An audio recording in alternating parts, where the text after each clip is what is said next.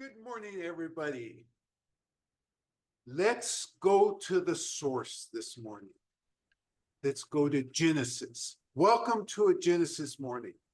We're in the midst, right dead center in the midst of Wulong, and we're right dead center in the midst of cliff teas. We started off 5 weeks ago with golden osmanthus, which is not a cliff tea, but it's still a good tea. Moved to the beginnings of cliff tea with golden Buddha, that is half in the mountain. We became enlightened the following week. And then we moved closer to the center, chimerical last week, and this week we're on Genesis. So I told you last week we were going to get into the weeds about Genesis, about the actual processing of Genesis. We're not going to get into the weeds the way you thought or the way I might have implied last week in terms of processing. We're going to get into the weeds of what's important and some of the compounds, the derivative compounds that are extracted during processing. That's what we're going to focus on today. Next week, we'll do a little bit more on the actual physical processing and less on the big old scientific words and so forth. Today is the day I get to say scientific words. Now, of course, since I'm wearing what I'm wearing, I have to use the right scientific words and tell the truth about them. But this is where we're going to start today. By the way, for those of you who are wondering whether we're going to continue this program next year, we are. And starting today, you'll be able to purchase an annual membership for 2025. And I'll send out an email to that effect within the next day or so. So let's jump right into Genesis. Genesis is in the heart of In the Mountain. So was chimerical. But each of these microclimates, each of these microregions produces a different flavor. This leads us to a very important point, which we haven't really spent a lot of time talking about, but I want to disabuse everybody of some ideas that sometimes are out there. So let's take one of these ideas, which I hear over and over again. Oh, I just want to know the Chinese name for this so that I can compare it with the same equivalent Chinese name elsewhere. Impossible to do for the most part. Why? What is it that makes the same name not the same? It's these microregions. So I think I told you last week, you got this panel of experts in China. I mean, real tea experts, probably all more than 30 years of individual experience. They sat around the table, blind taste tested, and nobody, not one of them, got a perfect score on all the teas that were presented. Why is this? Normally, these are the type of guys and gals that we know and we hang out with in China, that when you're dealing with other types of tea and other regions, regularly score 100. Oh yeah, it's from this farm. I know it's from this region, and it's probably from that farm. When you get to the Wuyi Mountains and when you get to these cliff teas, the microregions, the microclimes are so distinct that the same varietal in an identical gross region, but in a different microregion, tastes completely different. And that's why it's so hard to pin this down. The concentration of minerality by microclimate is different. The actual minerals in each microclimate are different. The weather is significantly different. And so you're thinking to yourself, wait a minute, I've lived in microclimates before. I mean, the weather in Oakland, it's not all that much different than in San Francisco or Point Reyes. Now let's think about that for a minute. Is that an accurate statement? When you parse it out day by day, on average, 10, 11, 12 degree difference. There's one difference. Number of actual foggy days, different. In the Wuyi Mountains, it's even more distinctly different. If you have in the mountain, on that particular mountain, and it's kind of in a depression, you can have 160 or 70 foggy days. Tell you what, you go a mile away from that, and it's not in the depression, only 90 foggy days. Does this make a difference? Well, it's only one of the things that makes a difference, but absolutely makes a difference. Temp, moisture, concentration of minerality. Which minerals are concentrated in which areas? This is why, if you tell me, yeah, I want a, in quotes, rogue weight, and I want a good rogue weight. And I'm thinking to myself, a good rogue weight. What does that mean? That gave me very little information, because if I blindfolded you and gave you rogue weights from 4 different areas and mixed in a few other teas in that blind taste test. Oh, folks, which one of these is rogue weight? You'd fail. I know you'd fail, because I would fail. It is really, really, really difficult to make these distinctions, because the end result is so different. Oh, and I didn't even mention the skill of the farmer in processing. That's different too. So let's back up a minute, because during this journey, we've talked about varietals. We've talked about new cultivars, hybridization. So now we're going to leave what I just talked about, and we're going to talk a little bit more about tendencies these years. So I'm switching subjects on you. I'm evolving into another subject. So I'm talking about these hybridization and these new cultivars. Whether you're in the mountain or not, and I'm really today focused on in the mountain. How are these things getting up into the mountain? And what is today's trends?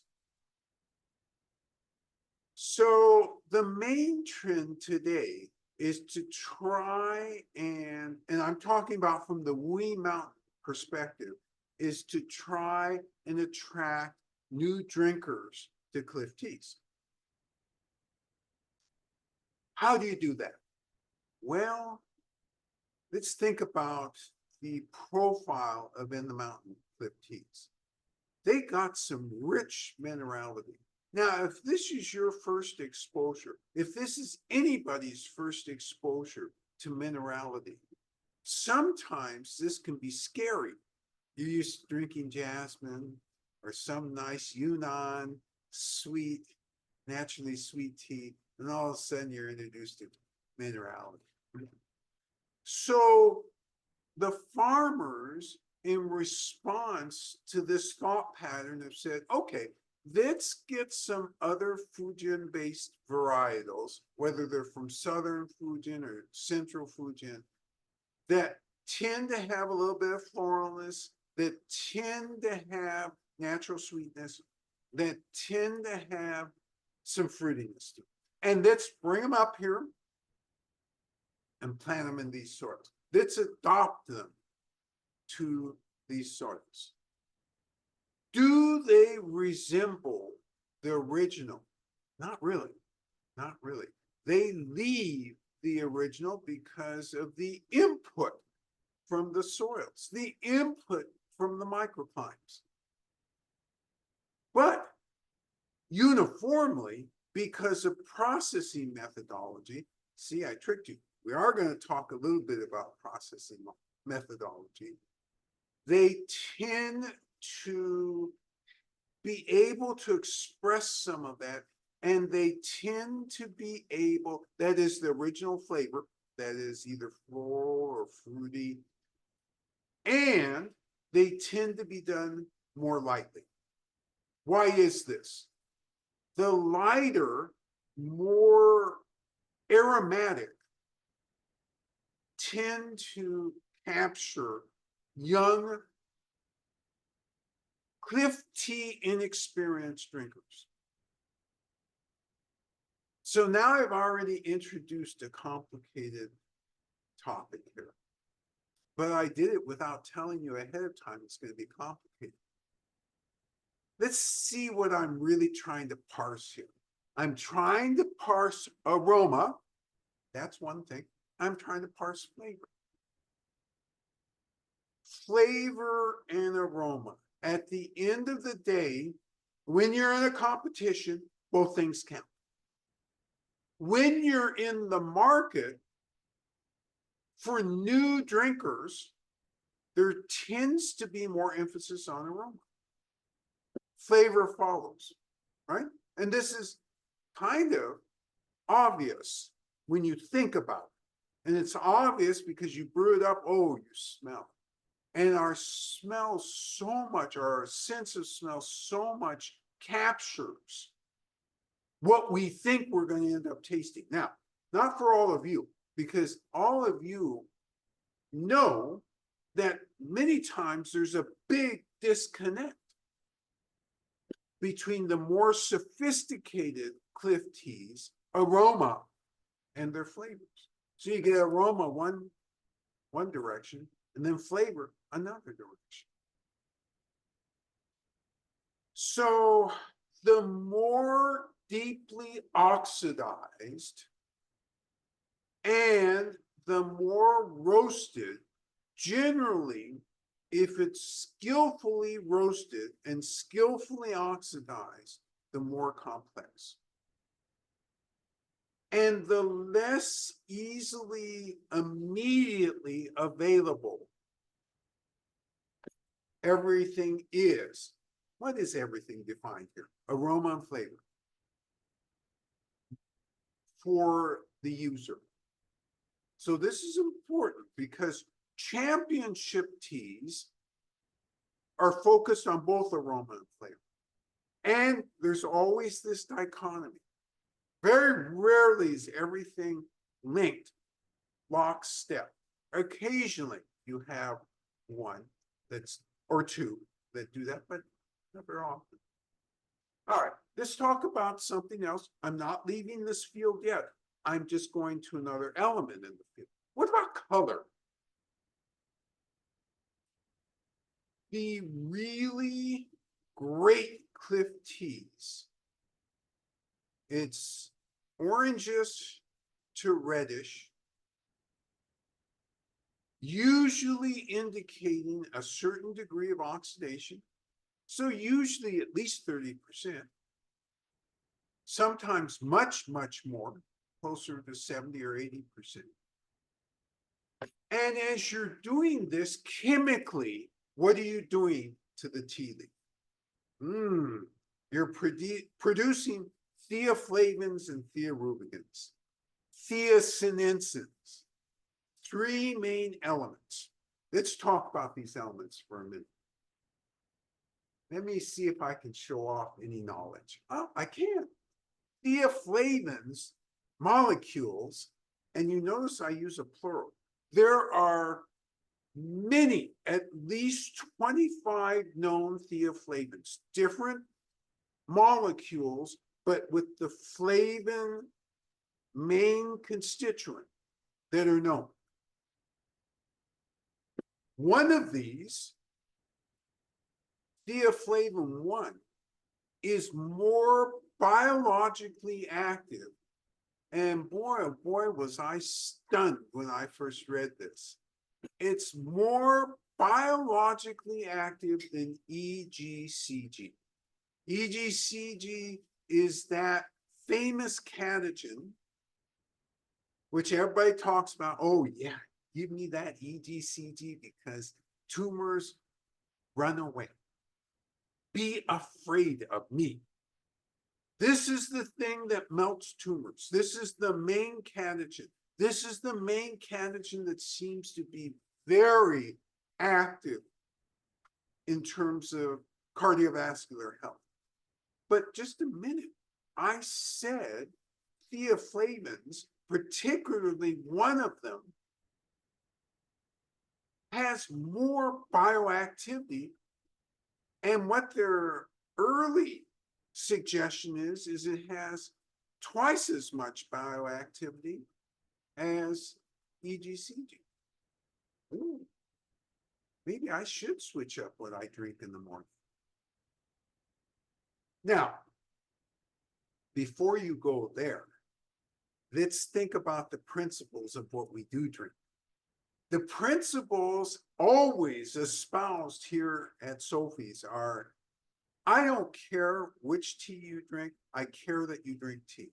And I care that you drink good tea, because it doesn't matter if one tea has 80% effect versus another that has 73 or another that has 84. If you like it, you're going to consume a lot and you're going to get full benefit.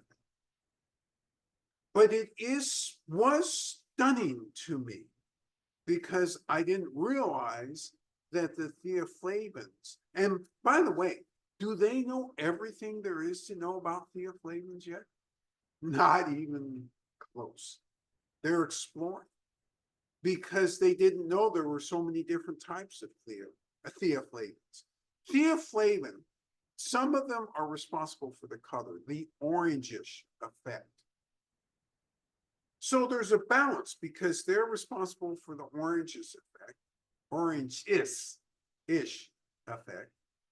Thearubicins, that's the heavier molecule, is responsible for the reddish/brownish effect.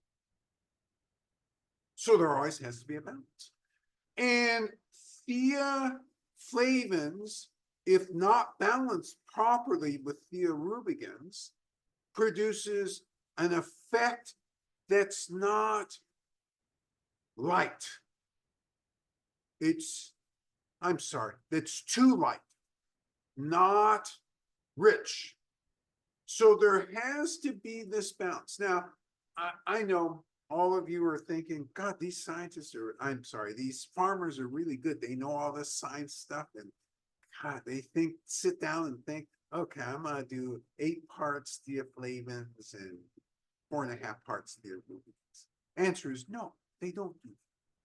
The lineage of the farmers knows from smell and experience what a good end result is.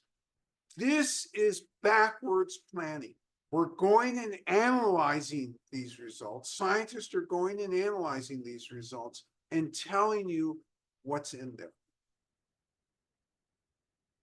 I said theosinensins also. So that's the third compound, which is important in Oolong teas.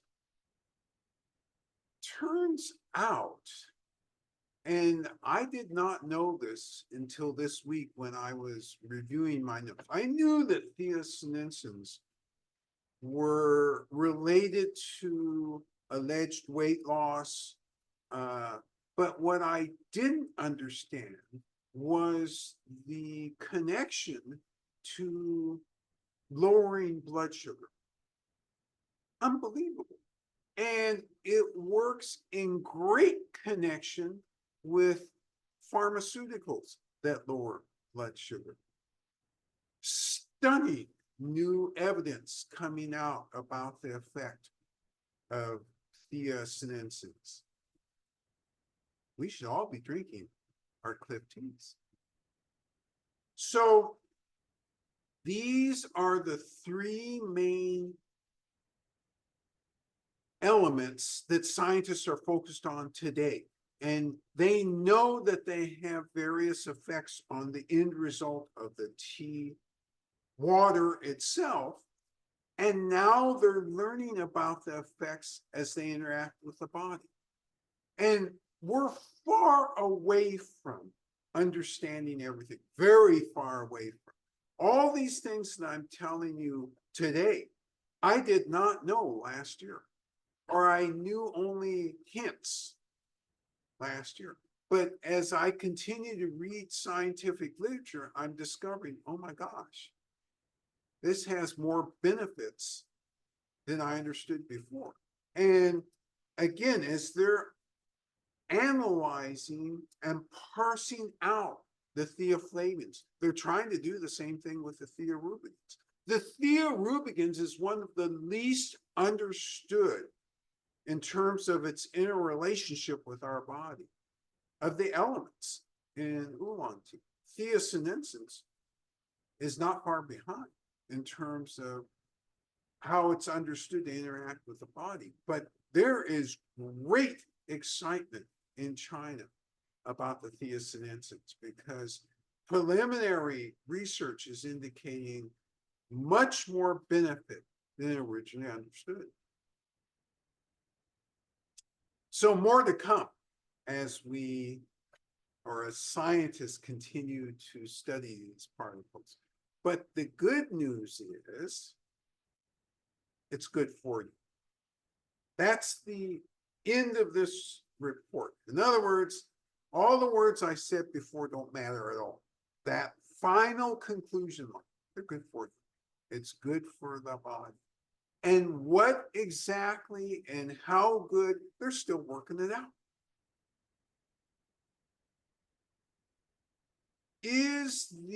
Are the percentages of these things the same by style? And the answer is no. They're not only not the same by style, they're not the same by location. So again, where are you getting your tea from? Which part are you getting it from in the mountain? That's the first thing. And if you're not, is it the same as outside the mountain? We know, we have proof. You have proof. The taste all by itself is proof. It's not the same. Yes. Could you please spell the third thea? I think Jeannie's talking about theosinensis. Theasinensis. That sounds pretty good, doesn't it? It does. Why don't you do that again? Okay. I think I can. Hope I do it the same way.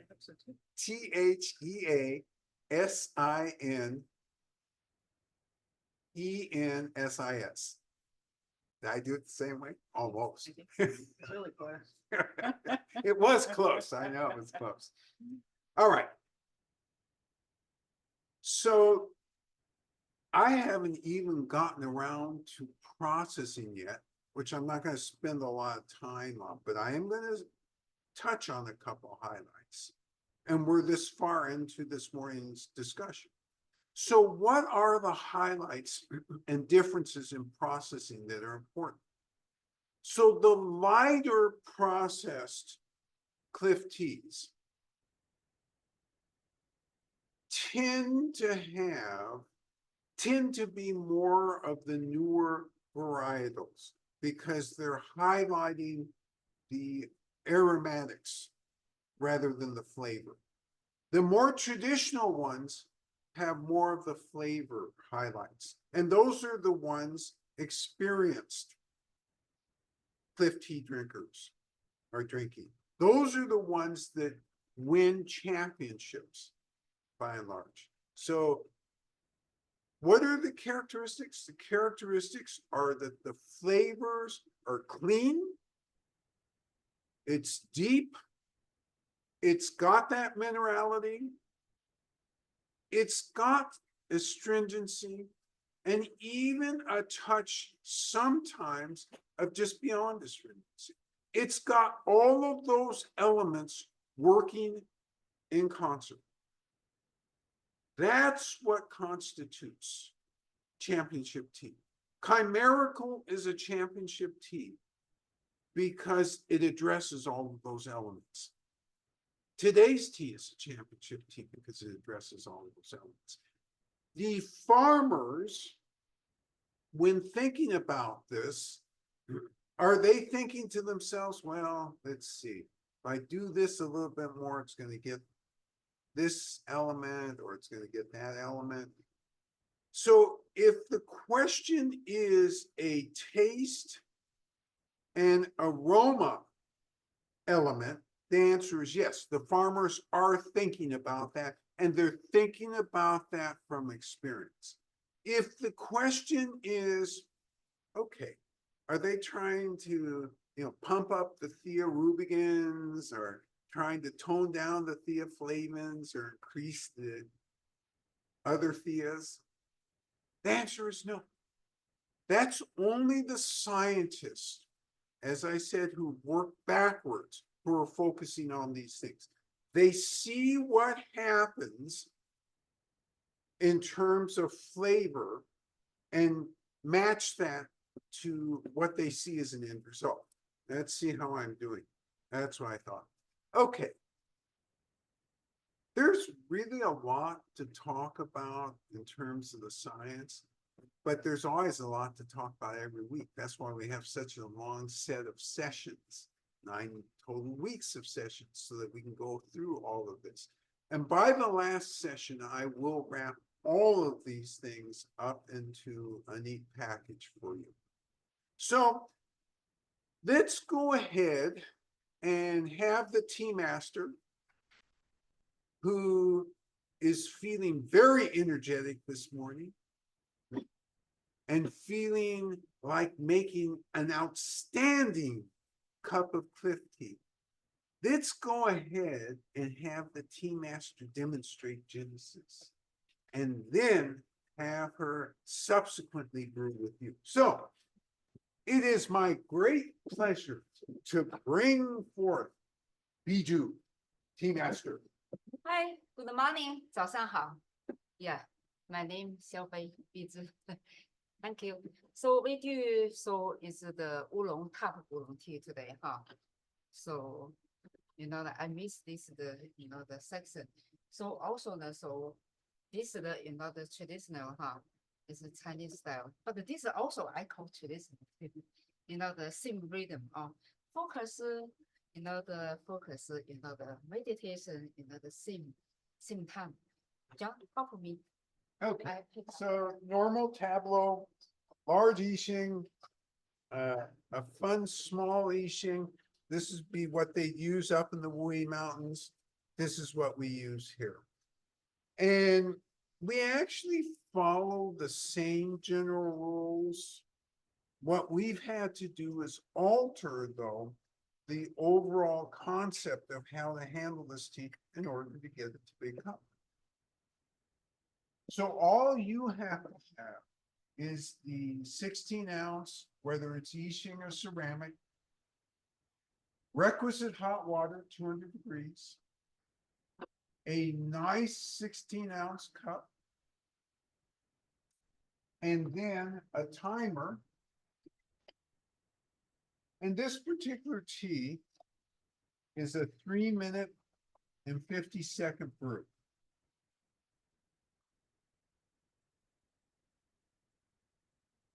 All right, that's a tea tray there.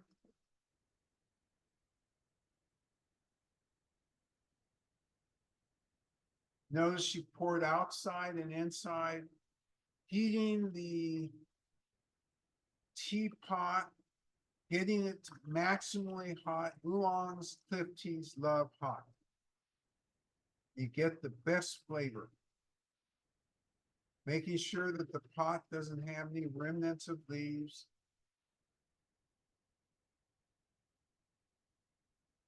Pre-measured 8 grams into the pot.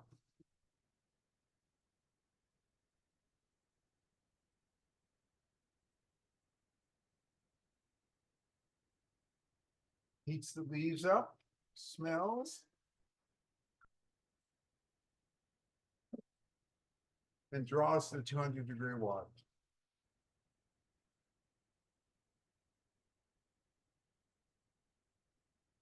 Peter comments that the scientists are really just decoding and translating local wisdom. In your travels in China, do you find that the teas are actively prescribed, if you will, for conditions, or are more used for as general tonics? Okay, love this question. Let's watch Tea Master put this all together. Put the water in, and then I'll answer the question.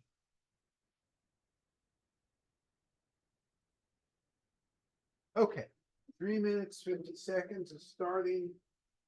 So Peter's question, first off, he opens with a statement and then asks a question. The statement is the scientists are trying to decode what the farmers, the lineages of farmers are already doing.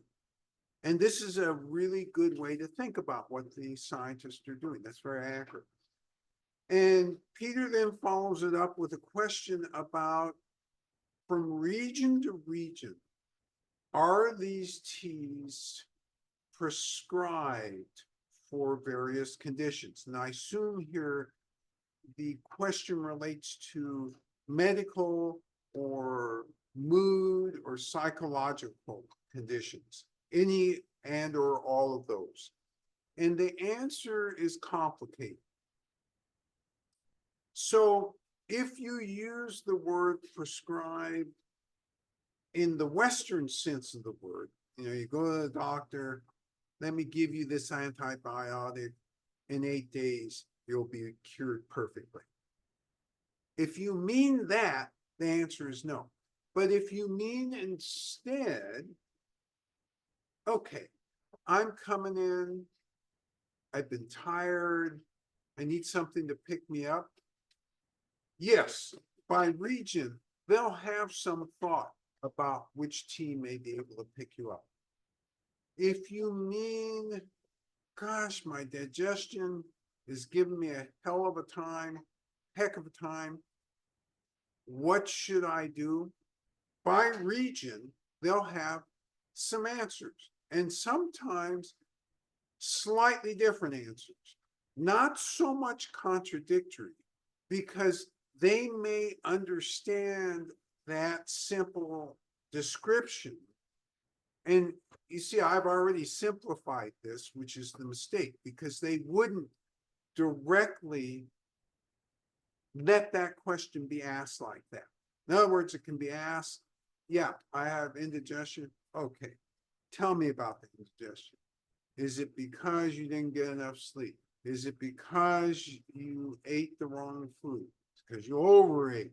Or is it because you ate something that made you sick, that actually physically made you ill? So they would ask many more questions. And then they'd say, okay, grandma says, point. And then they go to a particular solution, a potential solution. So it's the people who really work with traditional Chinese methodology do have an understanding. There is an understanding within the Chinese language and Chinese culture, but it's different than what you might think of or how you might look at it from a Western perspective. The end result is good, so it can be subtle. So let's talk about that subtlety for a minute. Oh God, I got this headache and it just won't go away. Well, why do you have a headache? Well, because I've been thinking about this thing for 30 straight days and it's just bothering the heck out. Okay, that's enough information for somebody who is in this area to say, okay, here's what you should do, and give their particular solution for that. So it is different than the West, but there is a methodology related to traditional Chinese medicine.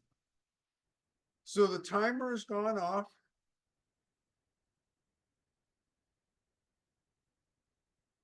Tea Master is not in a hurry, but just very steady, making the pour.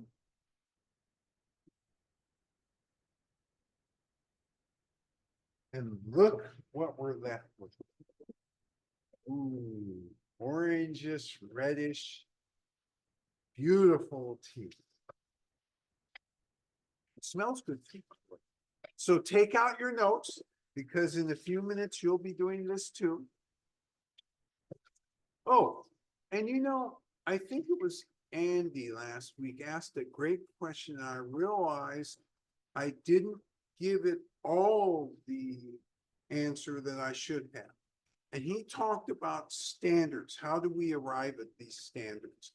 And one of the things I didn't mention, which I should have, is when we go back to China, every time we visit with tea masters, and what we'll do is we'll make 5 to 10 different cups of the same tea and say, which do you choose as the one that you think best represents this tea? So we do go back. We already have in our head what we think, but we go back and compare to what they think. All right. So I meant to say that last week and I failed to do so.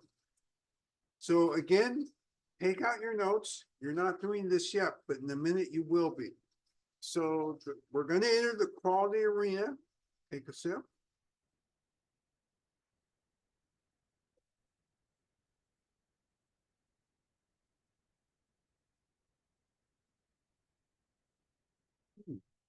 A lot going on with this. I'm going to take another sip. I already have an aftertaste. And the balance of theaflavins. So we're dealing, this is a weird session because we're doing sensory observation along with science. And so that produces a weird rhythm, and I'm feeling a weird rhythm as I go through this with you, but it's important to understand because there is a relationship. We just don't talk about it. So if there is an overabundance of thearubicins, the ability to coat the mouth, it just doesn't do it. It has a lighter, and it leaves but less aroma in the cup itself. If it's balanced correctly, when you finish a cup, you should have a big aroma. There should be the coating of the tongue. I do feel the coating of the tongue. I do feel an aftertaste. I'm even beginning to feel energetic, sorry.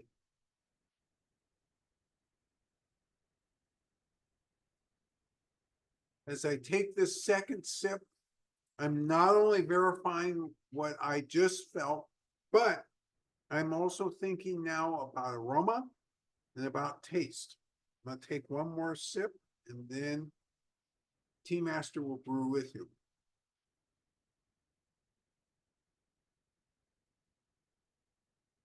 You notice we're not in a hurry to do this. All right, it's your turn.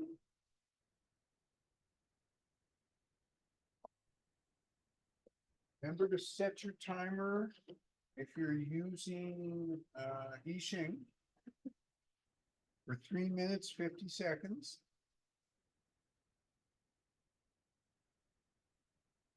Robbie, to continue the conversation, said, I'm imagining that the properties of the various teas are good to keep in mind for the digestive tract. Cooling not as good for aiding indigestion of a big meal. So this is much more complicated than that. I love the fact that you're going in this direction. It's a great direction to go in, Robbie, and it's appropriate. Oh, It's apologies. And she added after that, I just saw there's so many different reasons for internal discomfort that it's not always alleviated by Tums, you know, the brand name Tums. That's correct. In Western, so Robbie's observation is that in Western medicine, we're looking for the cure-all. And we want to be able to send you to CVS and say, give me X brand, you get X brand, and that takes care of complicated systems within the system, within the body. Our bodies are extremely complicated. And what's going on in terms of the reflections of what's happening in our body are the result of very complicated interactions in the body. So to think that there's one single magic pill is not accurate. The Chinese methodology, as Robbie pointed out, is looking for more. It's looking deeper into all the things that might be affecting how you feel. The one thing I would note is, so let's back up. What I just said as a summary of what Robbie said is absolutely on the money. The one part of what she said, which has to do, and by the way, this all happened while you were watching and hopefully following the Tea Masters steps here. Sorry about talking over those. The one thing that she said that I want to put a caution on is sometimes the broad categories in Chinese medicine aren't the individual answers to questions. So what do I mean by that? Because she mentioned, well, cooling might not be appropriate. A cooling tea might not be appropriate for a digestive problem. And it's much broader than that in trying to understand. It's not broader than that in saying such things as a cooling tea is usually viewed as favorable during the summer. That's a fair statement. A statement that a warming tea is usually viewed as good for circulation in the winter is also a fair statement. But when we go beyond that, because there's so many interactions with the Chinese medicines, and you look at the herbalists as they balance cooling and heating and then stimulating. I mean, they have all these categories and they're looking to do several different things in a synergistic way. And that's how I would approach this question. I think broad strokes, you're right on the money, Robbie, that broad strokes, yes. And those who aren't traditional Chinese experts, but who are in the tea industry and have some understanding, can follow those broad strokes. However, somebody who's in the traditional industry, Chinese traditional medicine industry, will then have some added things that they would, and the added things aren't as simple as, well, this is heating and this is not, and it's, you know, digestion, therefore it shouldn't be one. No, it's much more complex. When you work with or see some of these experts put together their formulas, it's mind-boggling. When I lived in China, the person who treated me whenever I had any issue was astounding in the number of aspects he considered every time that he was trying to make up a formulation. So it's a hard subject, and it's one that you need a lot of years and a lot of experience. And it's kind of like farmers who are doing these really spectacular teas. It's the lineage. So if you're in a traditional Chinese medicine lineage, then you'll have this sense of how to handle all of these factors. But great commentary. And Robbie says, right on, John, synergy is key on all levels. Thanks for clarifying. Rob comments, this makes me think that tea in China is where the philosophy, the holism and reductionism meet? Well, this is a really interesting comment. So Rob says, as we look at tea, by the way, your timer should have gone off.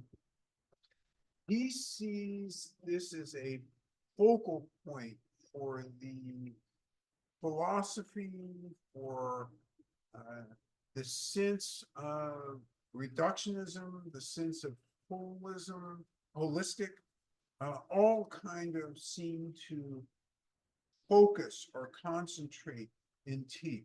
And you know, that's not wrong. That's not wrong because tea has been around for a long time and tea has influence, particularly in light of the fact, remember, at the very beginning, tea was thought of as a traditional Chinese medicine. And then it became thought of as a catalyst for Chinese medicines. And so you're absolutely right, because as people, particularly as Taoists, were exploring the world and thinking about, okay, how do I live forever? How do I find the elixir? How do I find the thing that the emperor is going to love? How do I find the things that my order is going to love? They were starting around tea, and then they moved to other substances. So in a way, tea, in some way, always centered in the earth, seems to have served as a center. You know, I wasn't sitting around the table at that time, so this is from my readings and my thought about understanding. And so from that perspective, I concur with Rob, with what Rob said.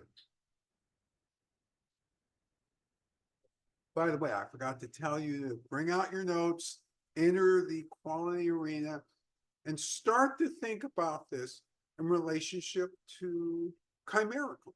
Start to think about this in relationship to enlightenment. This is different.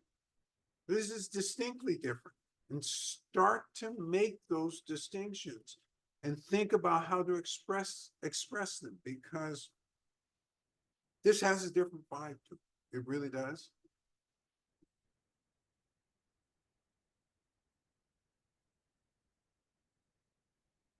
And by the way, take your time, because this is a complicated subject. You know, one of the things that we're always struck by is that over the years, as we come to understand these teas better, we find out that there's more room to increase our understanding. And it's really fun and great to come across the fact that there is more room to increase our understanding. Is we go and get teas from different areas every year within the mountain. Oh my gosh, you have this feeling, or oh my gosh, you have this type of flavor profile. So this is, on the surface, it's anti-US way of looking at tea. And what do I mean by that? Lipton's essentially, what did I just say? I said the L word. Shouldn't have said that out loud.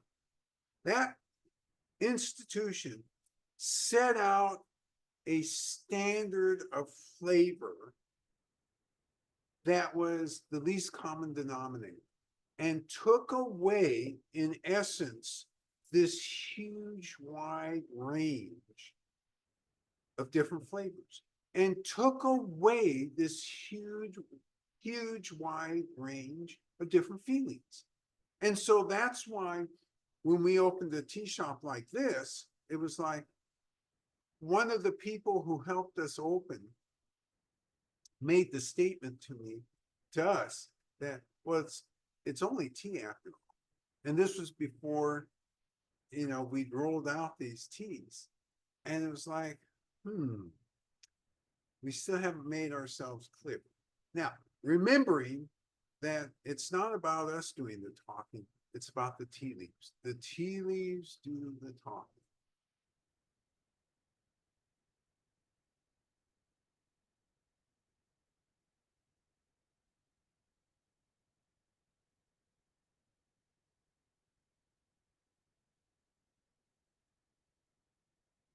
Aggie shares, since I haven't had time to catch up on the prior tastings, I'm not really able to compare Genesis to them, but here are my impressions. From the dry leaves, I got hints of spiciness and maltiness. Then the wet leaf aroma was vegetal and mineral. The tastes I'm noting are buttery, deep minerality, and a little dark chocolate. Love this description. 3 separate classifications: dry leaves, wet leaves, and the tea water. So tea water, buttery, chocolatey, and a little bit Deep minerality. deep, yes, deep minerality. We're starting there because I like the fact that you led with buttery, which implies smoothness. It implies a certain viscousness. It implies also linked with chocolate, buttery and chocolate. There is just this attractiveness of that combination. The wet leaves, you talked about vegetality and minerality. Love that you grab that vegetality or vegetalness, because many times in our rush to get to the end result, we miss that component. And after all, this is a plant, and you capture it in your full description. Yeah, I get that there's plant in here, but then at the taste, if you only gave this to somebody and they tasted, look at how much they're missing.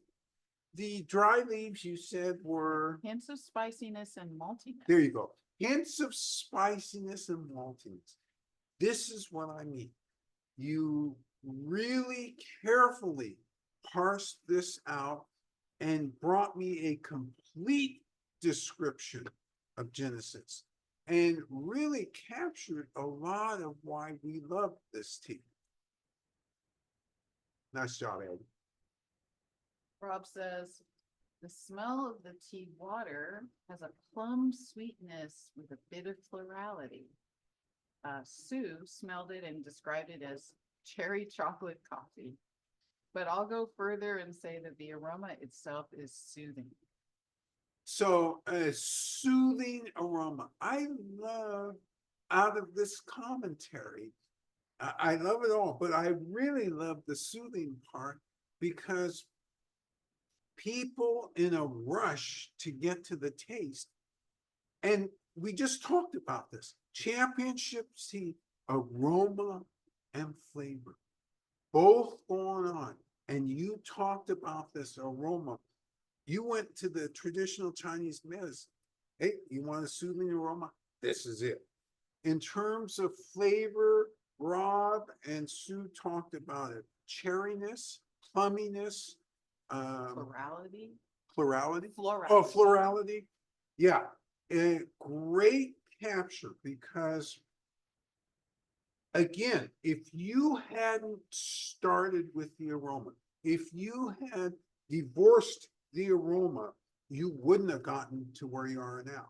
And you wouldn't have been able to appreciate the complexity of this tea. This tea has a deepness and complexity, and yet it is not overwhelmingly hard to get into. In fact, if you allow that soothingness to put you at ease, if you allow that vegetalness to bring you home, this is a nice plant, a maltiness, then you get this full picture. Andy says, I keep contrasting this with Chimerical. The two share certain flavors, fruitiness, chocolate, mild spice, and are similarly complex, but Genesis presents those flavors more smoothly and gradually, while Chimerical was fairly bold. Wow. Yeah. Great comparison, Andy. So chimerical, in essence, from Andy's description, which I concur with, by the way, was bold, aggressive, forward. Genesis, by contrast, roughly the same flavors, but there's kind of a gentleness in approach to those flavors. It doesn't hit you over the head. It allows you to kind of explore. Chimerical wasn't about exploration. It was about, oh, wow, let's just pick these off as they come out. Genesis, more about the exploration. Love that contrast, Andy. Jeremy shares more hot cocoa scents, just a soothing hint. More hot cocoa scents from this and a soothing hint. And I assume that that soothing also is both aroma and flavor, is being commented on here. Yeah, and maybe the soothingness of that hot cocoa smell. Oh, I think. I see. And the soothingness of the, okay, then right on cue with what Rob was talking about, because it's, the smell of this is fun. And it just, I love the fact that you're all arriving at soothingness, relaxing, in a way, semi-grounding. I mean, for me, at least, chocolate is a grounding flavor for me. May not be for you, but definitely for me. And a little bit of florality, a little bit of plumminess, cherryness. Now I'm reflecting on that plummy cherry. And again, remember, genomically, we're all different. So what I would have done with Soon Rob's comment is turn it around, cherry and plummy. Because for me, cherry stands before plummy in this flavor. But nothing wrong at all with their presentation. It's just this caused me to reflect and yeah, I get that cherryness. I get the plumminess too. So loving the fact that you're parsing out these things, and you wouldn't have been able to do it if you weren't going through the quality arena and first detecting mouthfeel and then parsing out dry, wet, and then at the very end, flavor and aroma, other way around, aroma and flavor. Jennifer shares, for me, I felt the minerality of the tea as a strong wall within the first sip.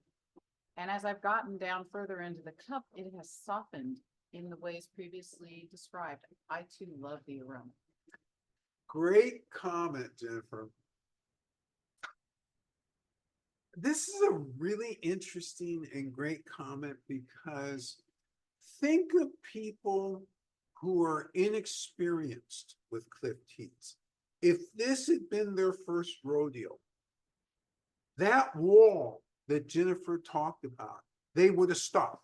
They would have mentally stopped. I can't do this. I cannot do this. And wouldn't have gone through. But because you all have this deep understanding about evolution of flavor in the same cup, you worked with it and you've gotten through that wall. I get what you're saying about that wall, because when it is right out of the pot, the first thing I noticed actually was the height of that minerality. I didn't characterize it as a wall for me, but I did characterize it, oh my gosh, it's leading with that. But now, that minerality, yeah, it's there in the background, but it's way in the background. All these other flavors and aromas. So that has to do with several things, doesn't it? As the tea cools, more of your taste buds get involved. And you are able to appreciate more of this. As the tea cools, the minerality actually does melt into the background. Great job, dude. Aggie shares full mouthfeel with lots of juiciness. Agree with the soothing energetics. So let's go back to Andy's comment. This is a comment from Aggie, and I'm going to contrast them here because it's really important. Andy called chimerical forward.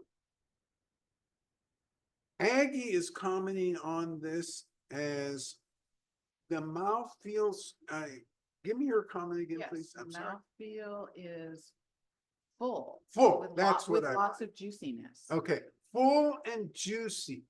And so when you think of forward, that's aggressive, not full and juicy. And that's why I love, again, the comparison that Andy had. And that's why I love Aggie's comment about this, because along with the heightened minerality in the beginning, I also had this feeling in my heart, oh God, this is big and full. Big and full. And the juicy I absolutely get as it cools down. If I weren't talking to you, this cup would already be drained. It's that easy to drink. And, you know, I'm a sucker for chocolate, cherry, plummy, all of those things. So I drink fast under those circumstances. Yes. Peter says, this week, sliced a bit of persimmon off, about half peel, half fruit pulp. So there was a slight bitterness in the fruit taste. This reminds me of this, although likely more apt if I had done this with a mango. So let me make sure I'm getting the comment. He Like actually, sliced into oh, an like actual sliced. persimmon, and so Okay. this is reminiscent to him of the taste of the combination of the persimmon peel with the actual pulp. Oh, I get it. Okay, great comment. A very interesting comment, because Peter has carefully thought about this, because he compares it to the distinction. And I know exactly what you mean by more of the forward characteristics of a peel versus the pulp, whether it's a mango, persimmon. Peter's talking about persimmon. Doesn't matter what fruit. The pulp, I'm sorry, the peel usually is very forward. And then as you get in the pulp, you get more of the flavors. I actually love the fact you went there, because that's really an interesting way to think about these teas, a way that I never really explored before. Great comment. Rob says, whereas Chimerical had a wet dryness, Genesis has a more velvety dryness. Love this comment.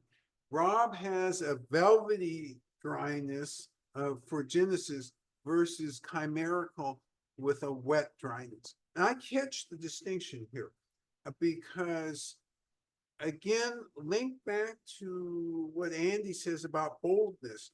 The wet dryness is more of a bold approach.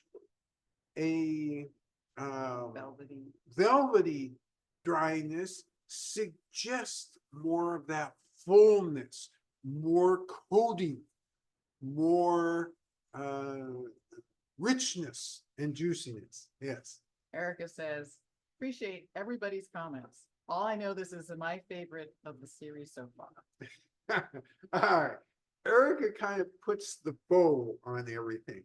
And she says, yeah, you know, love these comments, but at the end of the day, I love this most of all the teas we've had so far in this series.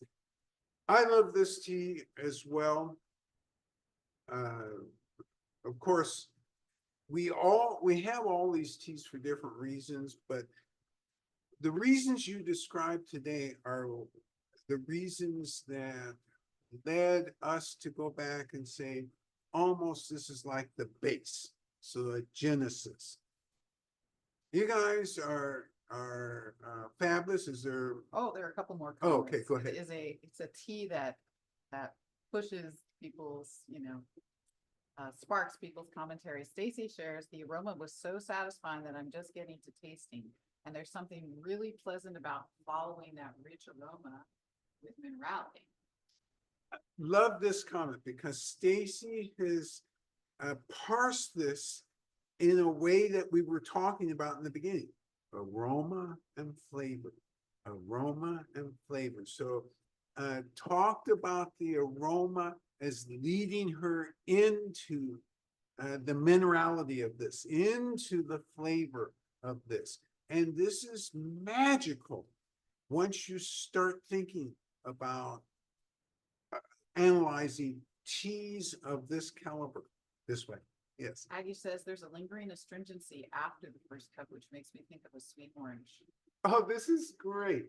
Aggie notes that there's a lingering astringency after the first sip and makes her think of an orange. And I love this comment because as I was analyzing how I felt about it, I was noting the lingering astringency also. Great catch. And we can wrap with Jeremy's question, which is, would venerable tea masters search and share their impressions in sessions as Sophie's tribe does?